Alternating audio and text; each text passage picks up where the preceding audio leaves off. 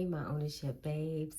I know it's been a long month, 31 days of January, and I'm telling you, we have had a change, a shift in power, especially if you live in America. We've had a lot of catastrophes, from fire to floods to shootings to whatever, and probably some things we haven't even heard because there's been so much. And this video is definitely not about each of those. I know there's so much coverage on all the events that have happened in the past 31 days, and I think people are doing a phenomenal job of covering those things. But my purpose and my calling here is not to focus on all the problems. It's really to focus on solutions that can help you and I, solutions that can help you to go forward.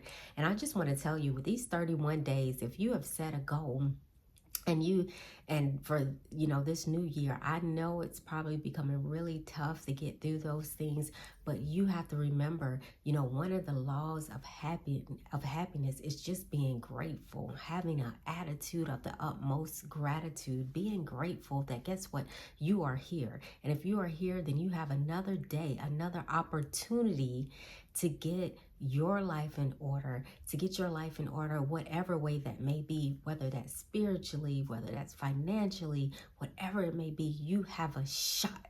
So you hang in there.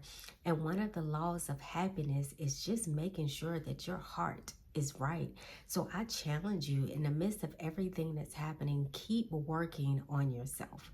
Do not give up on yourself. Keep working on keeping that heart, even as anything bad, negativity, whatever exists outside of you, make sure it never consumes you in the inside. That's the most important thing. So I just wanted to jump on and just give some practical tips as we are closing out this month. Hopefully you are hitting your ownership goals. You are getting out of debt and saving money. But I want to give you a tip.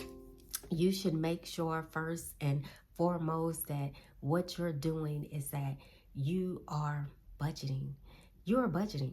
I know. I ended the year talking about this, and I will open a year talking about it. Make sure you're budgeting. Budget is very simple. Your income minus your expenses. Make sure your expenses, you're not overspending. Make sure you are allocating your money the right way. Make sure you are leveling the playing field, because if you are working a job or a business to accumulate your income, the playing field is never leveled until you start to take that money and assign it in places where it can grow and work for who? For you.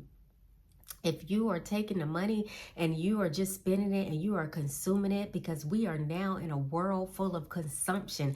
Everybody is trying to sell us something. Well, you can't be sold anything unless you choose to buy it. Don't choose to fall into that trap.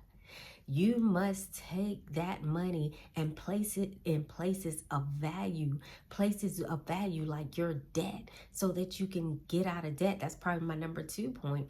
Make sure you're using that budget as a tool to get you out of debt. See, this is coming from someone that's almost 3 years of being totally debt free, 3 years of not having someone have their thumb on me, not having interest, having me in a chokehold, having me enslaved. See, that just changes the game. It changes the game when you are debt free. You just start to walk a little bit different. You would start to walk in your job differently. You would not be bothered by some of the things, the challenges you're having on your job or in your business if you were debt free. See, debt free is the way to be. And I've always said this, it is so freeing. So use that budget to get out of debt. Stay focused, guys. So much is happening right now. This is why this video is so imperative at the last day of the month, the last day. And I know right now you are expecting another catastrophe, some type of catastrophe to happen, rather. But I'm telling you, you got to expect greatness. Stop expecting the worst. Start expecting great things to happen. So that third point is, as you are utilizing that budget, getting out of debt, now it positions you to become cash heavy. See, I often say, I am cash heavy. I don't care what is out there. You right now, cash is still queen. And right now, as its queen, people need it. You need a lot of it. How do you get it? By getting out of bondage, by making a lot of money, saving a lot of money, getting out of debt so that you can become cash heavy. When you become cash heavy, you could do things like you can walk into a dealership and you can buy a car cash. You don't need their money.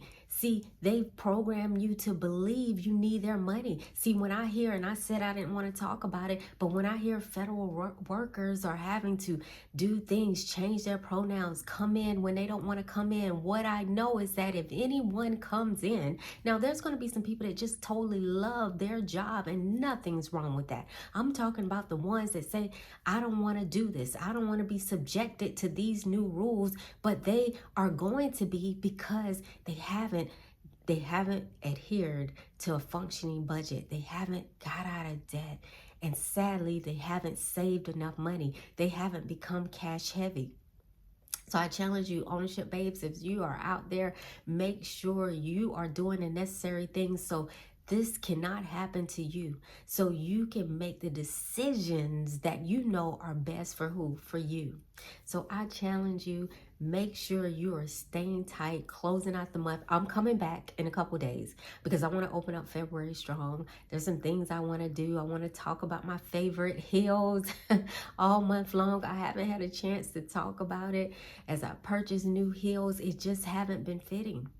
I can't talk about shoes when people are now like their shoes are being taken right off of their feet. I can't do that. But in February, I'm coming in strong and we're going to talk about things. We're going to unpack things and we're going to stay on track these next 11 months. Why? Because you have to win. You have to win for you and your family. So stay strong, rather. Thank you for tuning in. I will see you soon in the next session. Hasta luego.